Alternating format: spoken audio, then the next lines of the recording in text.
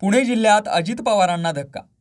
माजी आमदार बीडी अण्णा काळे यांचे नातू कपिल काळे यांचा शिंदेंच्या शिवसेनेत प्रवेश झालाय. पुणे जिल्ह्यातील आंबेगाव विधानसभा मतदारसंघात अजित पवारांच्या राष्ट्रवादी काँग्रेसला धक्का बसलाय. माजी आमदार बीडी अण्णा काळे यांचे नातू कपिल काळे यांनी आज शिंदेंच्या शिवसेनेत प्रवेश केलाय. याचा परिणाम जिल्हा परिषद पंचायत समिती निवडणुकीवर होणार असून आंबेगावमध्ये शिंदेंच्या शिवसेनेची ताकद वाढली आहे.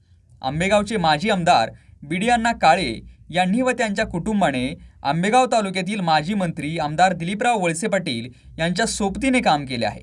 वळसे पाटील यांच्या राजकीय जडणघडणीमध्ये बीडी अण्णा काळे यांच्या कुटुंबाचा मोलाचा वाटा आहे.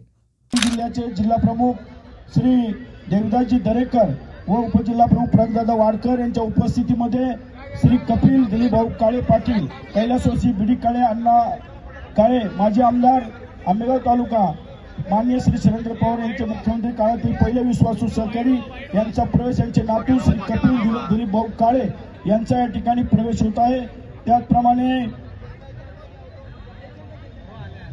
त्याचप्रमाणे या ठिकाणी सूर्यकांत काळे, गणेश काळे, विजय काळे, मुरलीधर काळे, अनिल काळे, सुशील काळे, मनोज काळे, संतोष भास्कर, गणेश घोलप, अक्षय राऊत, संदीप काळे, अमित काळे, नरेंद्र काळे, सुभाष भास्कर, अमित वालकर, प्रसन्न शिंदे, उमेश काळे, प्रदीप नरसाळे, आनंद काळे अशा अनेक मान्यवरांचा या ठिकाणी प्रवेश होत आहे.